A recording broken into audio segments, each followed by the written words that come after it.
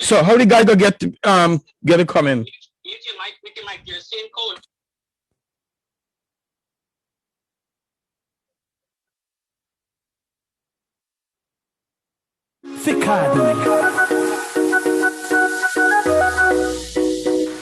You don't know what you have until it's gone.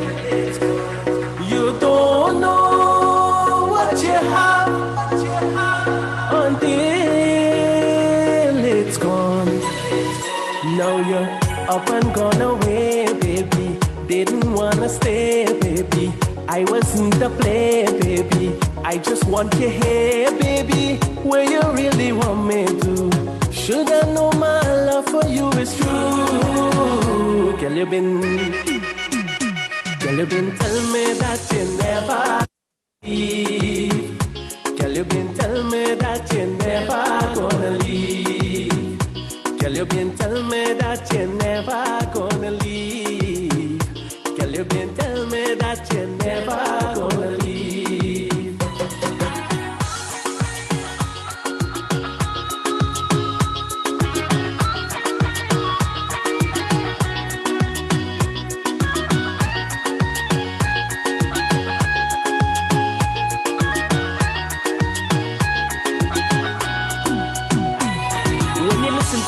That they feeling you inside, girl, don't believe. They go try everything to make we unhappy. When you listen to the lies that they feeling you inside, girl, don't believe. They go try everything to make we unhappy. Oh, jealous people want we only end up in fight.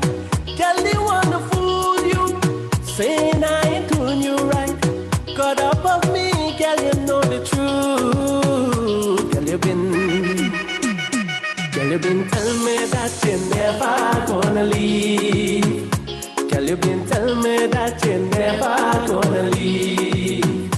Girl, you been telling me that you never gonna leave. Girl, you been telling me that you never gonna leave.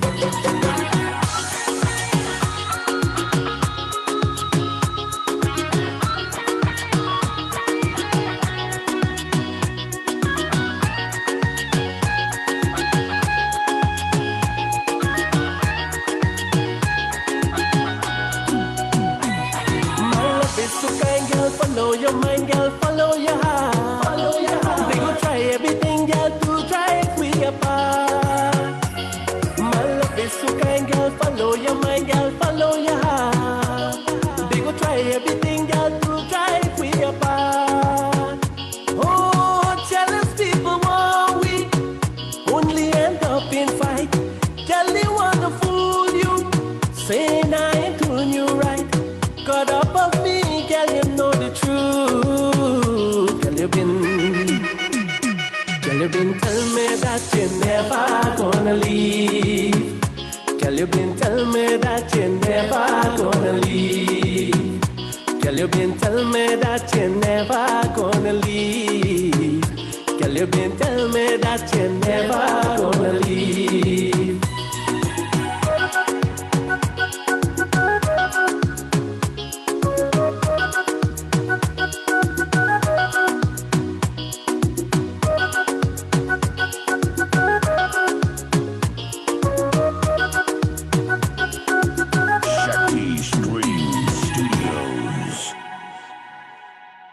A very good afternoon and welcome to the Ken Rampersaud Show right here on Island Zone Radio and on Facebook Live.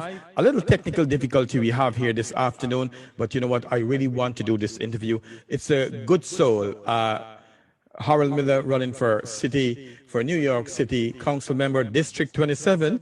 And I really have some great questions for him today. So I don't want to disappoint him, or I don't want to disappoint myself in the show. So guys, stay put. And we will have him on shortly. Like I said, I have so many questions, great question for him. One of the things that I admire most about this young man, he is an advocate for the poor, the underprivileged, and of course, he has some family members. His grandparents came all the way from Guyana, so that makes it better for us to talk to him and see how best he can help our Guyanese population and people in New York as a whole. And I'm waiting for him to tune in. So we'll go with another song, ladies and gentlemen.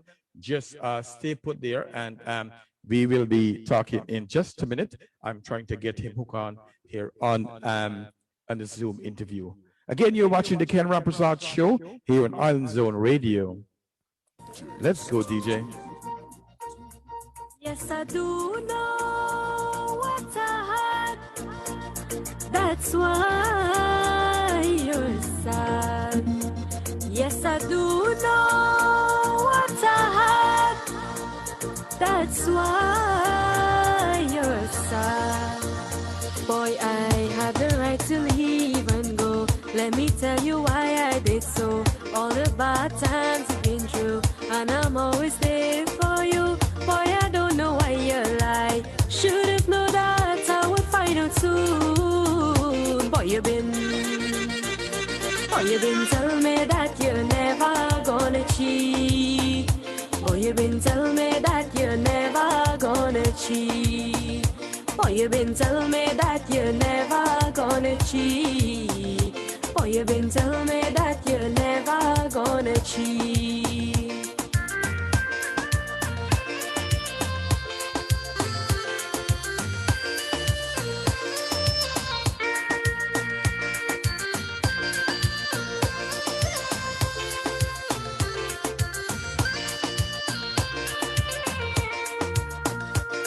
Every night and day we always end up in a fight, lying to me and sleep out in the night. Every night and day we always end up in a fight, lying to me and sleep out in the night. You never make me happy during those lonely times. You was playing around me, not even once or twice. So I had the right to leave and go. Boy, you been telling me that you're never gonna cheat. Boy, you been telling me that you're never gonna cheat. Boy, you been telling me that you're never gonna cheat. Boy, you been telling me that you're never gonna cheat.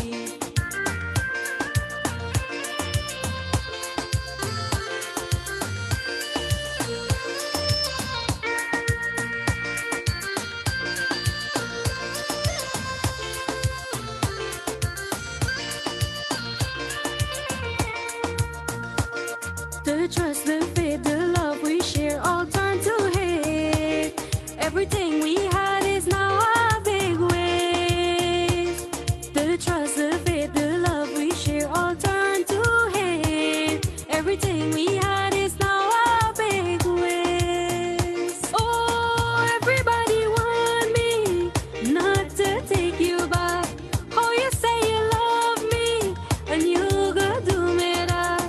I would never come back no more. Boy, you been telling me that you're never gonna cheat. Boy, you been telling me that you're never gonna cheat. Boy, you been telling me that you're never gonna cheat. Boy, you been telling me that you're never gonna cheat.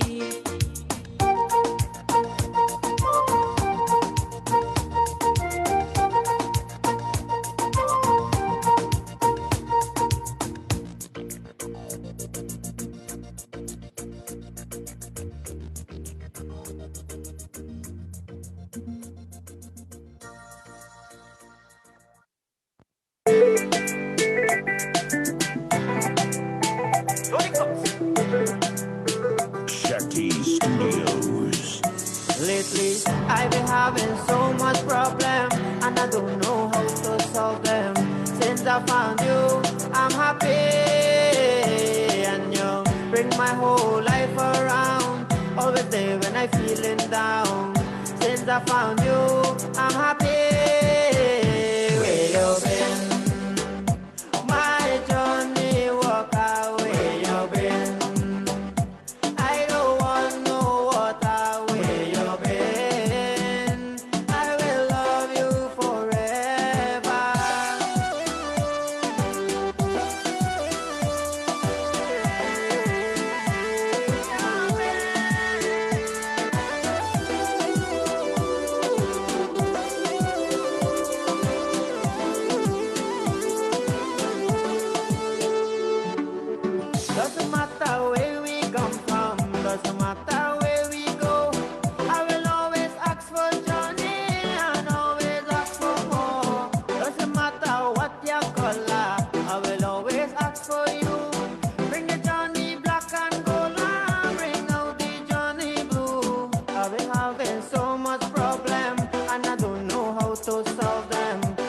I found you, I'm happy.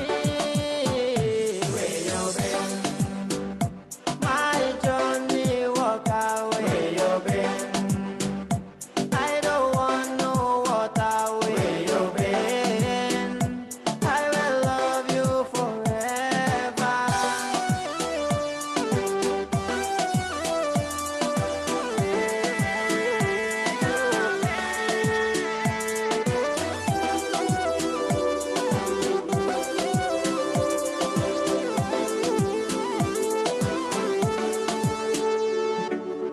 Ever since we on the lockdown, ever since we have curfew, always have to stay at home and there's nothing we could do.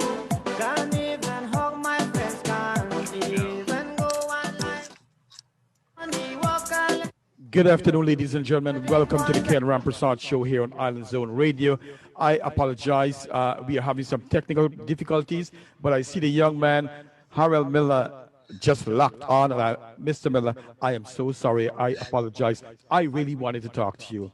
How are you doing? I'm well. It's the technology happens, but I'm happy to finally get on.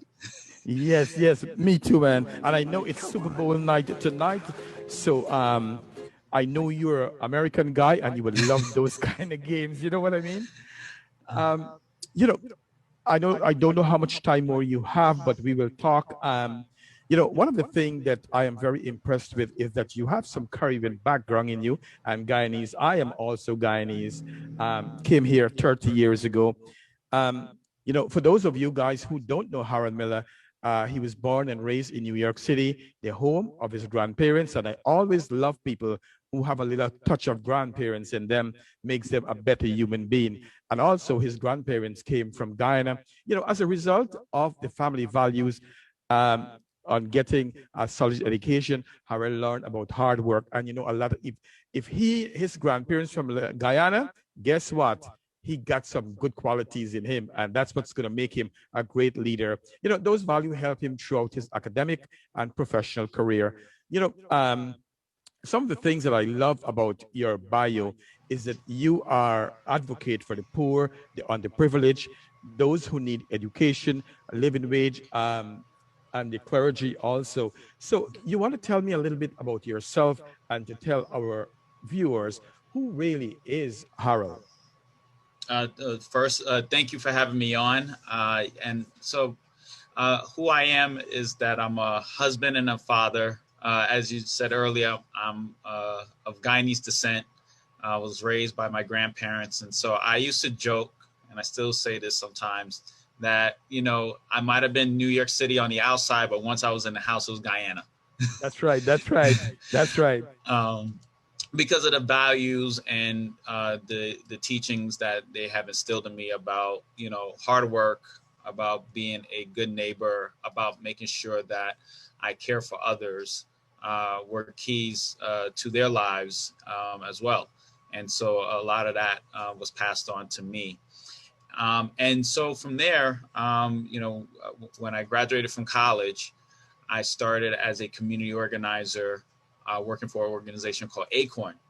And at the time, working for Acorn, I got to really see what it was like to bring people together, to fight for things that they didn't have. And some basic things, you know, whether it be additional resources for their kids' schools, like science labs, or whether it was for repairs in their apartments, if they had a bad landlord, or just making sure that, you know, business areas had trash cans along the way. You know, we have a lot of small businesses, and, you know, and it wasn't a lot of receptacles in some of the areas I was organizing in. And so that those small victories, those things along the way, gave me insight to what was really important. And that was making sure that we bring people together and fight for just causes. And so my whole career, which is almost 20 years at this point, has been about that. And I had the privilege in the last 7 years to work in the mayor's office. I was a former deputy commissioner, where I could put a lot of those things into practice, And we advocated for things like universal pre-K, which is now widely successful program across the city. And as well as, we were able to build affordable housing, working with, faith leaders, and making sure that we were addressing a lot of the needs of the communities around the city. So it's been a great journey, and that's why I'm running for city council here in Southeast Queens. That's right. I have a few questions to ask you that would help loosen up things a little bit. At what age did you know that you want to get into politics? And I know that you're a young man. I always was interested in politics, even as a young boy. The 1989 mayor's race, where David Dinkins ran and became mayor, was always a moment where, like, I was like, wow, a guy who looks like my grandfather can run the city. And so from there, I always been like very intrigued and always listened to a lot of political radio shows, whether it be Open Line or Mark Riley, many others along the way, just to continue to learn about politics in the city. And I kind of fell into doing community organizing work. And from there, it was just kind of like, it was kind of godsend. It was kind of a calling, because I felt I was prepared to handle the challenges ahead. And so it was always kind of been a part of me. Yes. And why did you choose, in this big country of the United States, why did you choose politics? Well, this is where we get to make the changes. I was in college, and I had an advisor who said something that really stuck with me. It was my freshman year. I was like 2 weeks on campus. And he said, you either play the game of politics, or the game of politics will play you. Mm-hmm. And so I took that to heart, saying that what the decisions that lawmakers make, whether it be your president, your mayor, your governor, even dog catcher, whatever municipality you're in, has an effect on your life. And you should have a say-so in that, and be able to know who represents you, know what they stand for, and actually hold them accountable if they're not doing what they need to do. So that's always been important, in my life, to be able to understand that. Good. And who you think is your, I have some tough questions for you later on, but I'm trying to, who is your biggest role model here in the United States? And you can say, Malcolm X, you can say your grandfather. So who's your role model? Clearly, my biggest role model has been my grandfather. He passed away many, many years ago. At this point, passed away back in 2004. But even till now, no one has had a greater influence on me. And my grandmother almost as equal footing. Yes. But they're the two who raised me. Those two have instilled really all the values I have. I learned so much just observing them, good and bad, and understood the struggles of them coming into this country without a whole lot, and made something of it, and was able to build successful lives in this country. And so it's always been something that I always had to, I always shoot for, is that can I exceed what they have done. And that's a beautiful thing, Harold. I came to the United States many years ago, approximately 30 years, and I've always said to myself, I want my children to outdo me. And so you're doing a fantastic job.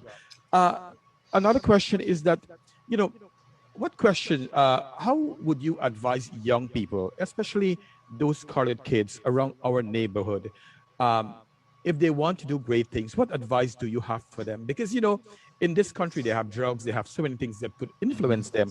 What advice you have for these young people? Well, the biggest thing... be like you, sorry. Yeah, the biggest thing is not to be afraid to take a risk, dream big, be bold in what you want to do, and be purposeful in the things you're doing. And what I mean by is that whatever you want to do, whether it's politics, whether you know want to work in a restaurant and be a chef, be the best at it, be purposeful at it, study it, learn it, look around, look at your colleagues who's doing it well, what are the innovations in that industry, and continue to work on that craft. It was something my grandfather, I know it's a saying for many Guyanese households: if you're going to be the chimney sweeper, be the best one Absolutely. around. And that was always the thing. It didn't matter what job I was going to have, but just be the best at it. And I think sometimes we get caught up in titles and labels. Mm-hmm. And the thing is, you can find real value in all walks of life, and just do that well, and you'll be compensated well for it. You will find success in it, and you'll find happiness in it ultimately. Absolutely. And I always tell people, like you said, and you said it best, even if you have to clean the floor, you never know who's watching you and who would want to give you that push in life. Harold, throughout your journey, and I'm certainly sure that you had a lot of disappointments coming up to where you are today. How have you dealt with all of these disappointments? Well, what I realize is that there's always a tomorrow, Yes, or at yes. least I have to.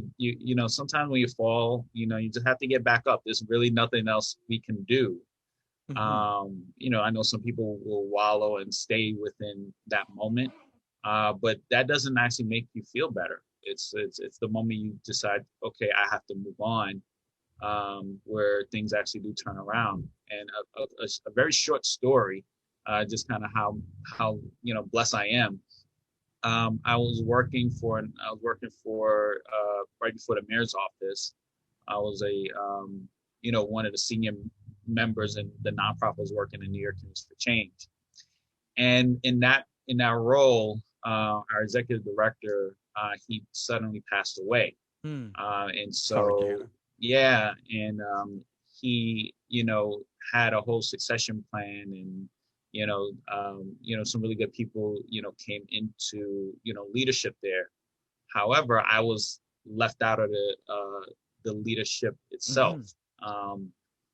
But as disappointed I was, by me being left out, it actually opened a door for me to become deputy commissioner for the city of New York. Yes, yes. And so I always say that testimony, because that, sometimes, your door might actually not be big enough for you. Yes, You yes, might have to actually go through a absolutely. bigger door. So that Yes. opportunity may not be for you because it's not a big enough opportunity. And Absolutely. so, so I always look at that moment as a place where I say, if something doesn't work out for me, there's something better the next time around. That's good. Ladies and gentlemen, we are talking to Harold Miller, and he is running for New York City Council member, District 27. And that would be, you want to tell us which area you're going to be, let's say that you win, which area you're going to be in charge of? Yes, it's the neighborhoods of St. Albans, Cambria Heights, Hollis, Queens Village, parts of Springfield Gardens, and parts of South Jamaica. And in life up to now, what has been your biggest challenge, and how have you dealt with it? Because I know after you win this race, and I'm being positive, how would you deal with the challenges that New York has? This is a big city, and in your district of 27, how do you plan to deal with the challenges you have? I mean, you seem like a calm guy, relaxed, good disposition. Yes. This is the reason why I'm running. Right now, we are in the midst of a pandemic. Right. It's our economy is upside down at the moment.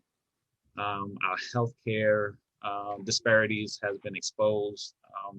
There's racial injustice that we see across the board, and I feel it's important that we have a city council member that can go in day one and able to do the job effectively, Right. and know and understand how government works. We're going to have a new mayor, we're going to have a new controller, and we're going to have over 30 new council members in Wow. place. And so we're going to have a brand new government. And it's important that we actually have leadership coming in that actually knows the institutions, not afraid to change them. And I'm not saying not afraid to, support the status quo, but understand it and actually understand how we can actually move the city forward and actually become a better city than we are right now. This pandemic has set us back on our heels a bit, but with the right decisions that we have to make collectively, we can be in a much better position years down the line. And so it motivates me knowing that challenge is ahead. It's a very tall order. It's not, a job just to show up and have a title. There's going to be a lot of hard work ahead. And, that's something I'm not afraid of. I always welcome the challenge of difficult situations. And, I feel that this is a moment where my type of leadership, my type of understanding of government, and the organizing experience I bring, the ability to bring people together for a purpose, will be the things that we need to effectively lead us out into a better future. I know that you have some working experience with the present mayor, de Blasio. How was that experience? And that's a good, I'm always proud of people who come from Guyana, and I know your grandparents probably so proud of you to reach in the mayor's office. How was that experience for you? Well, first of all, I never thought for a second growing up, or even in my early 20s, even up to the last few years, that I would even be in the mayor's office. Right. It just seems so far away. As much as I can see myself in Mayor Dinkins, the late Mayor David Dinkins. City Hall and the elected officials seemed like a world away growing up. Yes. And for me to walk through the halls of City Hall, to sit in the mayor's office, sometimes, to give advice, or for him to give orders, a lot of times to give orders, was an honor and a privilege. Wow. And it's something that, an experience that I will forever be grateful for, that I had that opportunity. And it gave me an opportunity to actually learn how city government works and really understand city agencies and how to cut through some of the bureaucracy, how to build relationships with the key people. And sometimes it's not always the commissioner. There's people right under the commissioner that can make things happen. And it's like, how do you figure out who are those folks? How do you deal with a public that is so diverse that it is in New York City, and work with all those communities to achieve some common goals? That's something we had to learn. My previous work, I had my organization of members, and then we pretty much had a collective mindset. But when you're dealing with other parts of the city, you have some who are progressive, some who are moderate, some who are conservative, Black, white, Indo-Caribbean.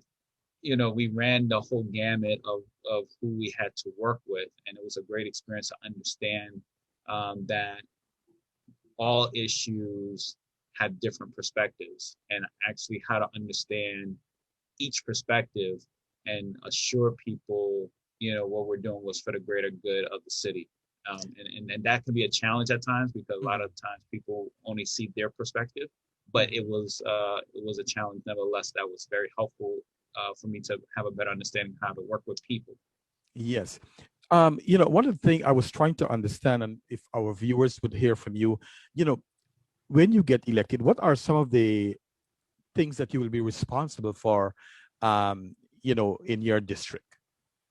Well, so the council member is responsible, most importantly, helping to pass a city budget. The city council is responsible every year to pass a budget for the city, and it has to be able to be balanced. The city cannot pass budgets that's in a deficit. Really, only the federal government is the only entity that can do that. So that's number one. Number two, the council member is a legislature So local laws that are passed are voted on by the city council. So I'll, be responsible for voting on legislation on a regular basis that would affect the lives of residents of the city. Number three, within that, the land use process, which is very critical in the city, has to be voted on. And so anything that is developed that requires what's called a rezoning, the city council as a body has to vote whether or not they're in favor of that. And so when you see tall structures going up, or you're seeing certain major infrastructure work happening, that has to be voted on by the city council. It starts off at your local community board, where it's debated and it sends a recommendation. It also goes to the borough president's office, where that also sends a recommendation, and then to city planning, where they further review it and send to a recommendation. But ultimately, the vote will be in the hands of the city council. Oh, very good. And then four, addressing constituency services. There are issues that come up in the community all the time. And so working with city agencies and other partners to address those concerns, whether it be, a sewer issue. My neighbor across the street from me was talking about how water is going into his basement, which I thought would stopped it some time ago, but he let me know that it was still happening. And so, reaching out to Department of Environmental Protection, working with the members there to help resolve issues is a constant thing that a council member has to work on. Yes. So, ladies and gentlemen, thank you for watching the Ken Rampersaud Show. We are talking to a special young man who's running for the next city council member, District 27, that will be responsible for Cambria Heights, Hollis, Jamaica, St. Albans, Queens Village, and Springfield Gardens. Yes, I live in Queens Village, so definitely I'll make an effort to go and vote for him. Make sure he gets in there. I know that you drive around all this time in all the different neighborhoods and area and so on. What are some of the things that you were seeing that said, listen, if I win this election, this is what I want to fix. I want to make it better for my people in my district. What are some of the things that you're thinking about? Well, so if you notice going around, it's unfortunate in our district, we see a lot of for sale signs. We have a lot of families moving out. They may not say this, but a lot of folks are in debt on their mortgage and on the brink of foreclosure. We have those who might be victims of deed fraud. And so I want to work with our state partners to make sure we strengthen those laws to protect against home foreclosures and deed fraud for one, and make sure we have educational programs to educate our families about the dangers and be on the lookout how to protect your homes from deed fraud in particular, and how to make sure we keep our homes going into foreclosure. Part two of that is something I personally experienced. When my mother had to short sale her house a few years ago, I would have loved to buy it off of her, but I just didn't have enough money to do so.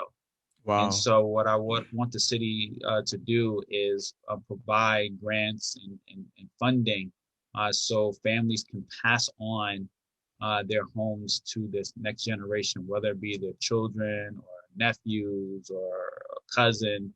I know a lot of folks who live in the district in particular who love nothing more to hand it off to a young couple and make sure the house,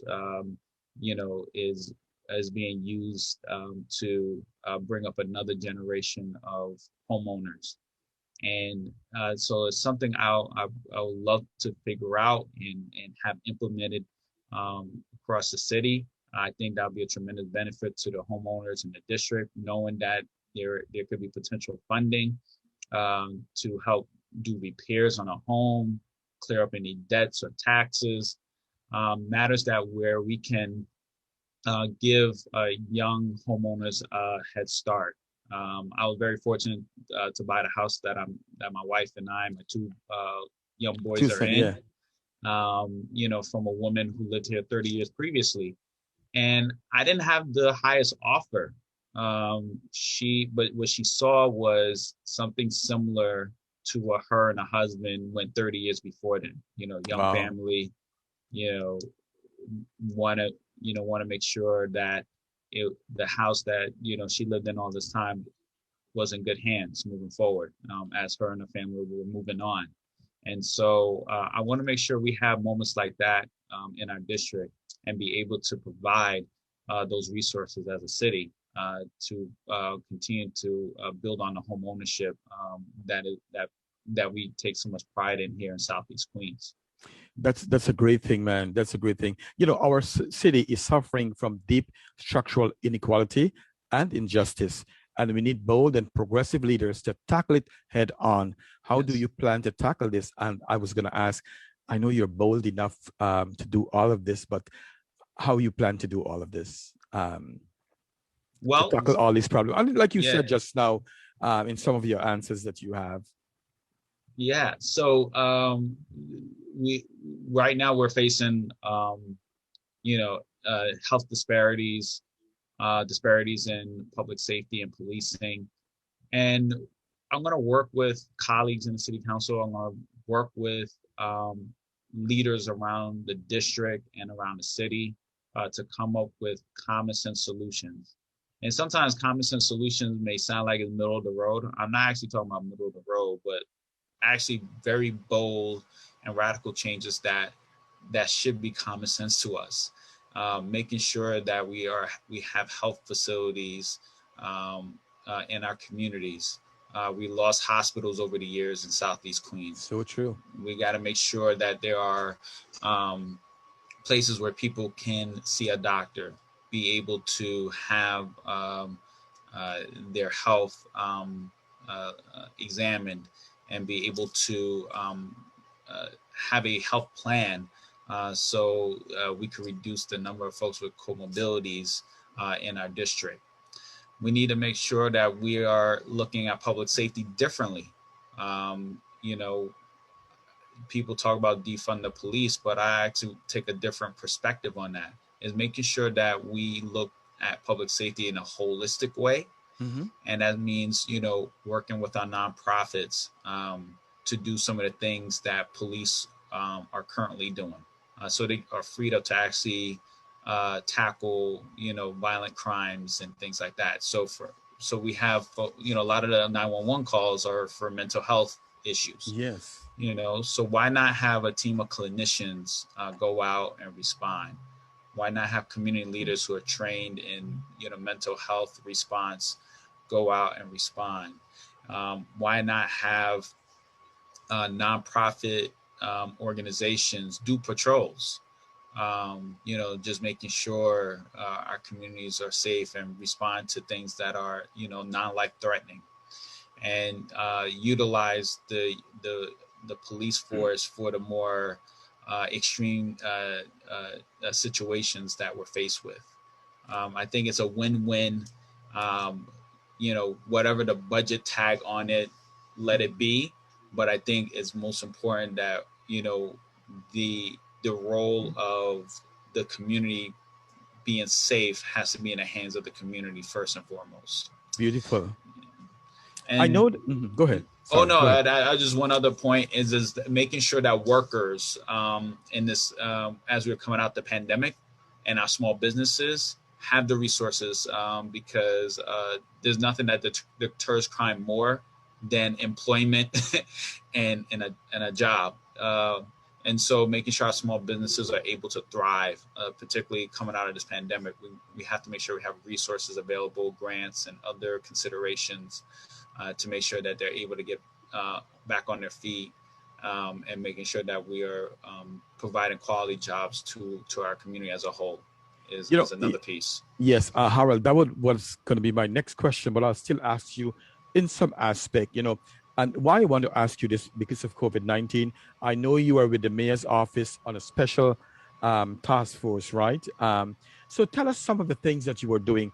I also want to know that, I don't know if you probably heard that a lot of people of color is kind of reluctant in taking the vaccine. In your capacity, where you was with the mayor's office doing all of this, what advice do you advise your community to go ahead and take the vaccine? Just let's educate them and help them to make the right decision. Yes. So over the last year, between March and up to recently, when I was deputy commissioner in the mayor's office and COVID-19 became the dominant issue, every day we were working to educate residents of the city about, the dangers of COVID-19 and the need to do social distancing, mask wearing, and getting tested for COVID-19. I had the fortunate pleasure to become the campaign director for the Test and Trace Corps, where I led the education outreach for the city around testing and mask wearing and social distancing. Many of the pop-up centers and the mass distribution efforts that you see were conducted by my team. And right before I left, I started to get briefed on the vaccine and its effects. And what I have to say is that we need to take this vaccine. So when your time comes, please do so. Please take it because it's safe, it's effective, and this is the way we are able to finally come out of this pandemic. The virus will just go away. As we're learning now, it's mutating. And the way you stop a mutation is stop the transmission to begin with. And so we have to do our part. I know when my time comes, I will take the vaccine. And I hope that those who are listening or watching are doing the same because this is we need to be collectively doing this. Many of us take the flu vaccine every year. We require our children to do so. We have to look at it in a very similar light that to avoid us getting severely sick or getting our loved ones severely sick, we have to do our part, take the vaccine, but remember to still wear your mask, still practice your social distancing. We want to make sure that our healthcare workers are not overworked and overburdened like they have been over the last 12 months. So those who say, well, I don't need it, just think about those who work in the hospitals and who've been working 12-hour shifts for the last 12 months. It's not fair to them. It's not fair to them that you choose not to take a vaccine because you think you're bigger than the virus. No, but when you come in sick, is those same hospital workers and healthcare professionals have to take care of you. So this is something that we have to take very seriously, and we have to be mindful. We have to have a collective calling for this in order to get ourselves out of it. Yeah. What we know that mothers take the brunt of this. I had the COVID-19. I was home for 2 months. And let me ask you, what plans you have for mothers who who got the virus or who have kids and they have to be home? How do we help the women if they have their jobs and they can't get time off with pay? Well, they should. Anyone who contracted COVID-19 should have paid sick time off. They should reach out to the Test and Trace Corps. A contact tracer always will reach out when someone receives a positive test, and they kind of go through what the needs assessment is. And sometimes they will have the conversation with the employer if they're not providing those benefits. We want to do everything we can as a city. And as a former city employee, I know this definitely is that the best thing for us to do is to keep people isolated. We understand that folks are living from paycheck to paycheck. Folks have children, they have needs, and the city has done everything possible to provide as much services, including food and medicine, including childcare services, including hotel stays if you cannot stay in your current home because you can't socially distance.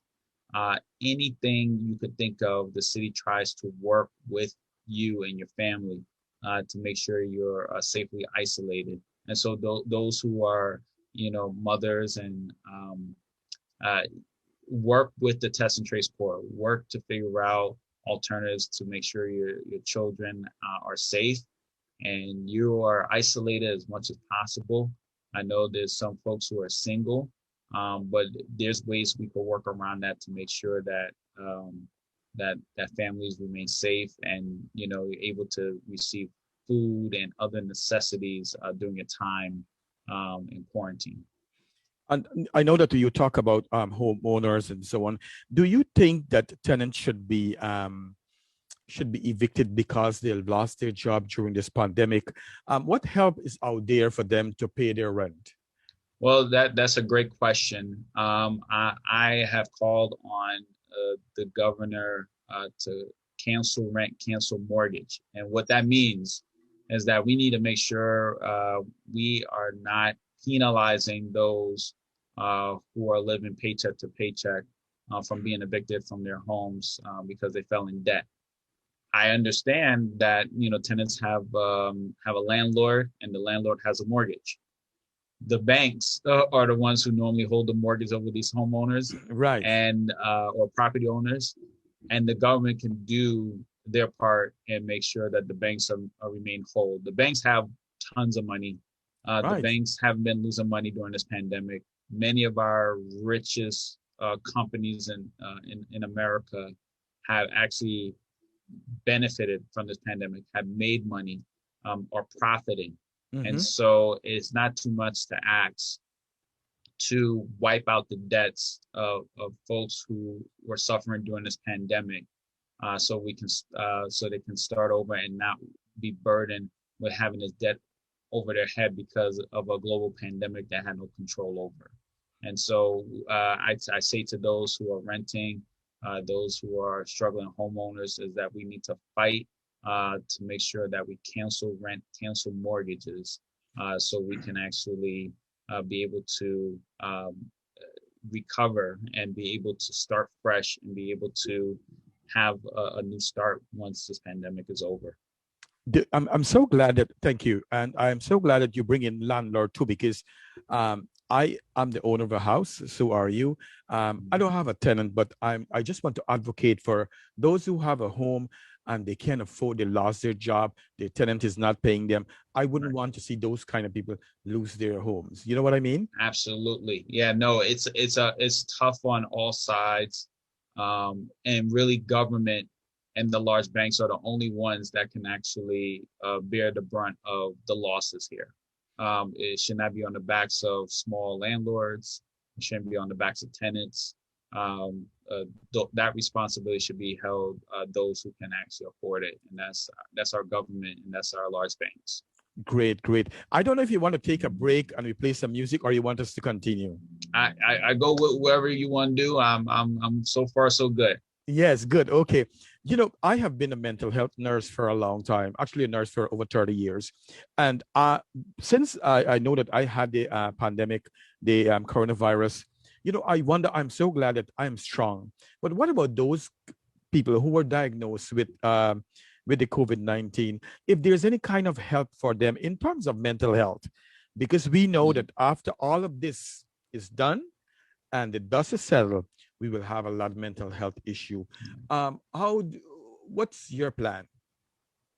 Well, the city, I had the pleasure of being a part of the administration that launched Thrive NYC.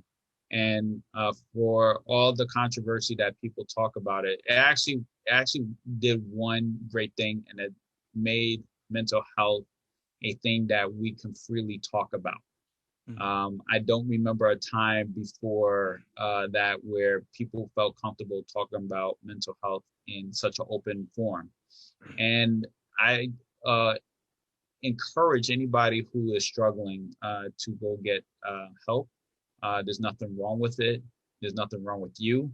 No one say, well, what did you do wrong when you got cancer? No. Right. Or if you broke your toe. People just want to make sure you get well, and you should look at your mental health similar to how you look at your physical health. Yes. So I just encourage people to take advantage of the services that are out there. If you want to learn more about what the city provides, you can go to NYC well, nyc.gov/well, or 188 NYC NYC well is the number. 188 NYC well is the number you can call to learn about various services that are provided by the city. Yeah, I'm glad that Harold, you are that diverse and you have all the answers and you know all these things, which makes you a great candidate from, that's a beautiful thing. So ladies and gentlemen, we are talking to the man, Harold Miller. He is running to be the next city council member for District 27. And he sounds so far, a great candidate, and go out there and vote for him. He's very articulate, brilliant young man. And also, I love our candidate here because, anything that touches a little bit about Guyana is going to be a greater candidate. So go ahead and just briefly, when can we vote? Like me, to be honest with you, and I am embarrassed to say this, I don't even know when to go vote. Well, don't feel embarrassed because a lot of rules have changed, and okay. That's actually a good segue to talk about a couple of things that are happening this year. So right now, I'm running in the Democratic primary, and that is going to take place on June 22nd. So Tuesday, June 22nd. However, New York City has early voting now, and so 8 days earlier than that, whatever 8 days is, I guess that's June 14th. You would be able to start voting at select locations in your district for the mayor, comptroller, public advocate, and city council, as well as other positions. So be mindful that you don't actually have to vote on that day. There'll be early vote prior to that, because we know that people have to work or they have other obligations. And sometimes going on a Friday is better than going on a Tuesday or going on a Sunday. So we want to encourage people to utilize that. We don't know yet from the state how they will use mail-in voting, but assuming there'll be mail-in voting again, that's another way you can utilize that. And I can always come back at another time to talk specifically about how to do that, because there's a couple of steps you have to take, and depending on how the state regulates it, because last year you didn't have to request it. All you had to do was just fill it out, but then in the general election you had to request a ballot in order to receive it. And so we're not quite sure, or at least I'm not sure yet, what are the rules are for mail-in voting at the moment. And then the third thing is that we have ranked choice voting this year. And so folks will be able to vote up to 5 people. So, when you're voting for mayor, comptroller, public advocate, city council, you can vote up to 5 people. And the reason why we have this is to avoid what's called runoff elections. And so the goal is that when someone doesn't accumulate 50% or more of the votes, then it runs through an instant tabulation and looks at who has the most second choice votes, and it'll keep running that until a winner is declared with over 50% of the vote. And so it's a tool for voters to use, so you can say if you have multiple candidates that you like for mayor, you can choose who you really, really like, and then you can choose somebody who is, have similar values to you, and your votes will get counted up to 5 times. And so that's a lot of power that we are inheriting with the ranked choice voting system. So something to also be on the lookout for. And for those listening currently, on February 9th, I'm actually hosting an event online, a Zoom event, to talk about ranked choice voting. So you can follow my social media handles to learn more details. That's at Harold C. Miller, at Harold C. Miller on Twitter, or you can go on Harold for Council on Facebook to get details about the Zoom information and the links and everything. So you can learn more about ranked choice voting. We're going to have a former colleague of mine from Oakland, California, San Francisco, California, I'm sorry, that have worked on several ranked choice elections out there. And they'll talk about their experience that they had over the last several years having ranked choice voting. Good. And before I forget, I want to say a very special thank you to Mr. James Richmond. Yes. One of your advisor. I'm so grateful for him to reaching out to me to do this interview. And I really apologize for last week. I had another interview I had to do in Guyana, but I know we're going to make up for this. And so, James, thank you so much. And thank you, Harold, for understanding, if you know what I mean. But I'm not done yet. So in terms of small, and I have back in mind, the Super Bowl game is going to start not too long from now. So I'm going to give you, I'll let you go soon. In terms of small business, we know business in New York here has suffered tremendously because of the COVID-19 rules and the restrictions and so on. How are we going to help these small businesses to sustain and to survive this pandemic? Well, we have to use all our tools available as a city and advocate with the state where they have tools available as well. Whether it be forgiveness of some debts on property taxes or income taxes, whether it's advocating to the federal government for additional funding, whether it be using our procurement power to actually give businesses opportunities to sell to the city, whether they're goods or services. A lot of times the city likes to purchase items in large quantities. I understand the reason why. It's easy.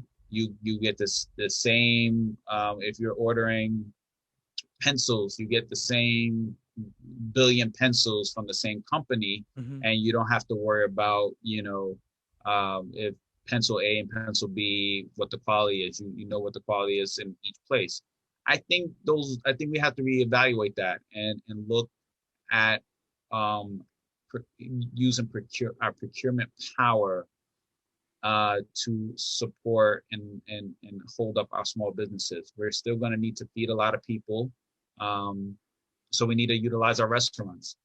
We have a lot of small businesses that could provide certain goods. We need to purchase from them, even if they may not have the capacity to do 1 billion pencils. If they could do 1 million and another company could do 1 million, that money stays circulating in our city and can help uplift our businesses. And so we need to start thinking a bit more creatively about, our own purchasing power and how we can use that to help small businesses. Yes. When I was planning this interview, I said, let me see how this young man thinks about women. First, I want to say congratulations to your wife too. I know she is a powerhouse, and Yes, so yes. I know she received some award the other day.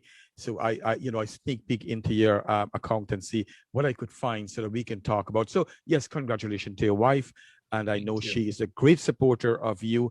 And there's a saying that every strong man, there is a powerful woman behind them. So congratulations. We know in the past that women were not giving a chance to serve, to live their full potential, despite they are qualified to serve. In your circle, if you win, how do you see women? Are you going to give them, if they're qualified to get a position, where do you stand with that? Would you embrace that? Absolutely. I have throughout my career where I had positions where I needed, to build leadership teams. A lot of times it was built around really strong women. Yes. And it'll be no different when I'm in the city council. I'm going to make sure that, the most qualified, I'm going to hire the best and the brightest people. And a lot of times that are women. And so like, I don't even give it a second thought, because Good. there is, for me, you know, gender plays very little in how I think about who can effectively do the work, because I've been surrounded by strong women, as Beautiful. you mentioned, my wife.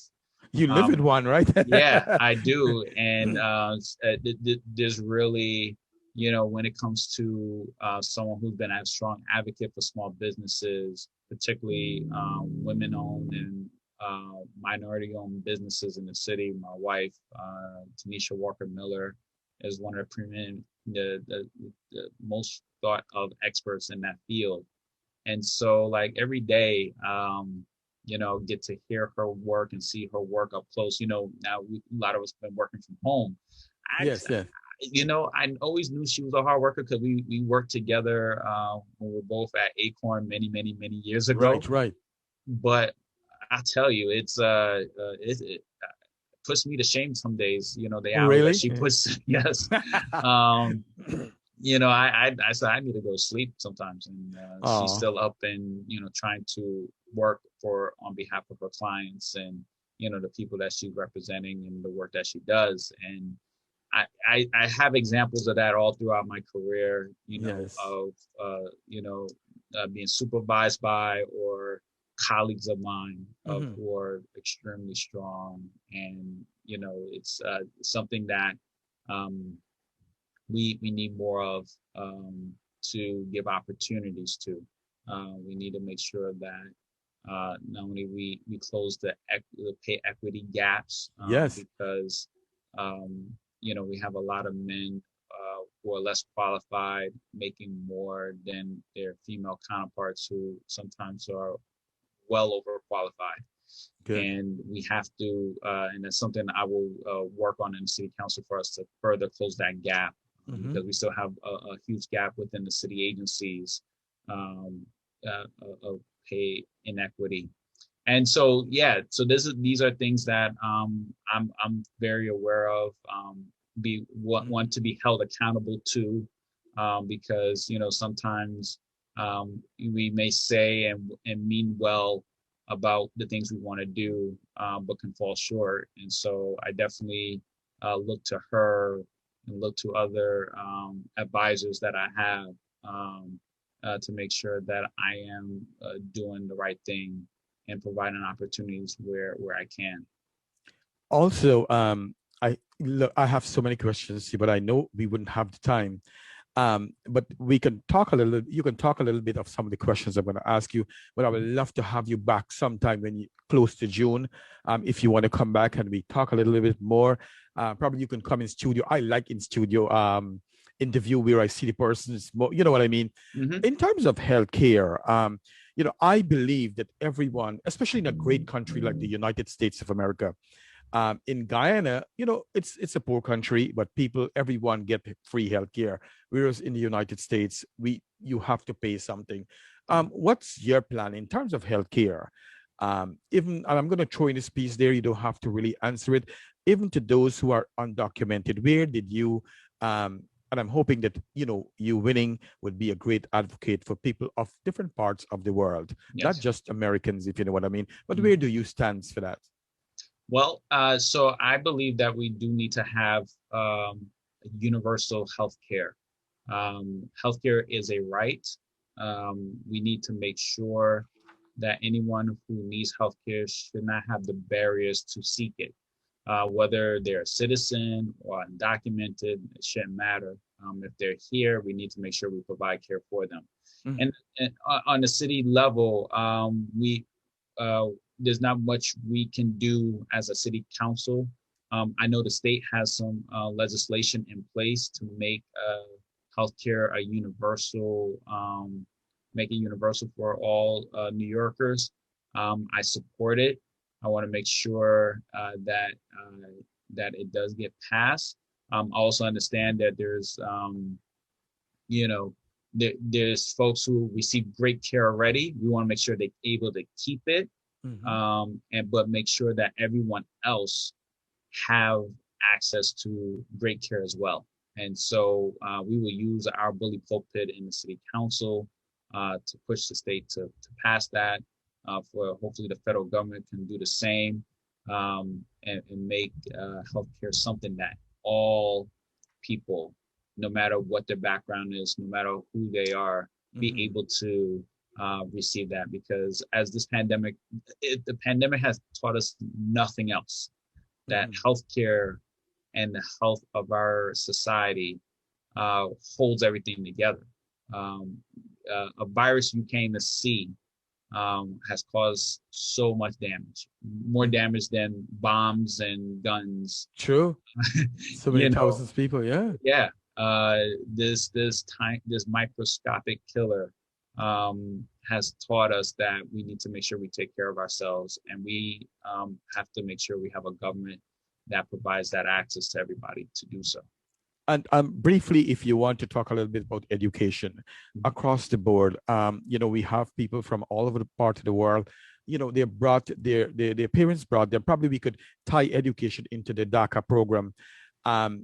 Do you think that everyone should have the right for education in the United States? And if the parents brought them to the United States, do you think that there is something should lead them to get their papers, their citizenship in this country? Absolutely. And I'm not sure if you can answer. You know what I mean? Oh, I'll answer whether we have the power or not. That's a different conversation. But yes, I believe, that all people, and I'm not just saying children, but people, because sometimes we forget that adults need continual education. That all people have a right to free and sound education. And it's a responsibility of our society to provide that. This is how we make sure we have a strong economy. We're able to grow as a technological power, and be able to sustain ourselves by making sure that our society is well educated. And so, I sometimes don't understand why people want to put up barriers for folks to not get a good education. It's almost similar to why slave masters then want slaves to be able to read. I think sometimes it's a way to control us, and we have to see past that and make sure we advocate for the expansion of sound education and a quality education across the board. Yes. Especially, now that a high school education is not enough. We need to make sure that kids and young people and adults have access to basic college degrees as a minimum, because a lot of the jobs require that. And we want to make sure we actually are educating for the rest of the 21st century. It used to be, for the 21st century. Now we're well into it. Yes. But for the rest of the 21st century, where the life sciences and green technology and other new and innovative ways how we're looking at the sciences and innovation, and making sure our young people and all people are able to adapt and be able to, find work in those fields that are in high demand. Harold, not too long ago, I was in a meeting, and there was one politician there. We were talking, and a lot of people have so many distrust in their politicians. They says that, the politician want our vote, and after they get our vote, they just leave us alone. What are you planning to do to really bridge that? I mean, from seeing you, I believe that you have a good heart. You have your district at heart. But what do you plan to do? How are you going to embrace your community and know that they're going to choose a just man? Well, there are a couple of things that I will do. One, I will be visible, and we will have regular town halls, for one. Secondly, you don't be surprised if I knock on your door. If I can knock on your door for your vote, I can knock on your door to check in on how you're doing. And so yes. I may not be able to knock on every single door in the district in a 2-year period or a 4-year period. But I want to do enough of that over a course of my term to stay connected to people. That's how I started my career. I was asked to go knock on doors and talk to people to find out what the issues were. To me, it has been the most effective way of learning my community. And I'm going to continue to do that and continue to be available and accessible. Granted, the role of a city council member requires them to be at City Hall, to pass laws, to do negotiations on budgets and other legislative items. And so you may not be able to see them all the time, but that best believe they're working. And, you know, being on this side of, you know, being on the executive side of government as a deputy commissioner, many legislatures work extremely hard for their communities. And so I feel bad sometimes when people say, well, I don't see them, because sometimes they're actually, you know, are really doing a hard work, particularly those who are in Albany, because they have to be in Albany sometimes 4 to 5 days out the week. And or if they're a congress member, they have to be in Washington, D.C. 4 to 5 days out the week. And so, yeah, they won't be able to do that. But the way citizens can know whether or not your elected official is working, just go by their offices and check. Just go and talk to their staff, find out what's happening, what legislation are they sponsoring. You can do that online as well. You can, you know, give them a call into the office and find out. And I just say that because I that's what I expect for my constituents to do for me. Check on me, hold me accountable. Yes. Call me out if there's something you don't like. I'll be more than happy to explain my position, explain why I made certain decisions. But I will always be reachable and available to those who want to reach out to me. Well, thank you very much. And I know it's 7:15. I know the game is going to start soon. And I know some of our viewers would want to go and watch the game. So, Harold, I want to say on behalf of myself to our viewers, we want to say thank you so much for coming on today to give us a glimpse of who Harold is really, and some of the things that you are working on and where your heart is. So today I'm talking to the next New York City Council member for District 27. And again, I want to invite you you can come anytime you want on the Ken Rampersaud Show. And I really do apologize that we start late, but I get most of the things that I want in. I hope that you're happy with the interview. And I want to say a very special thank you to Mr. James Richmond. I know it was tough at the beginning, but I'm not the guy who savvy with all this computer business.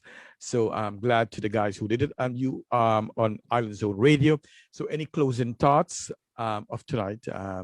And if you want to tell our viewers anything. Well, Ken, thank you for having me on again. This was a great interview. Hopefully your listeners learn more about me tonight. And when they go out to vote, and you go out to vote as well, that you select Harold Miller as your next council member for District 27, because I'm the person who can get things done. I have a history of doing so. As an organizer, as a former deputy commissioner, and I have a vision of us as a community being even greater than we are now. It's a great community that we live in Southeast Queens, and so my task is to make sure that we get us further out there into greatness. And so by making sure we protect our homes, improving our transportation system, making sure we have more resources for our education, and making sure that small businesses are able to thrive even after this pandemic is over. And so again, this was a great, I had a great time with you today. Love all the questions and look forward to coming back again. Yes, I'm going to see you back. I like I said, I always want to have a platform where, people could come and talk, and because a lot of times people don't know people. And like, before I've never heard of you, and now I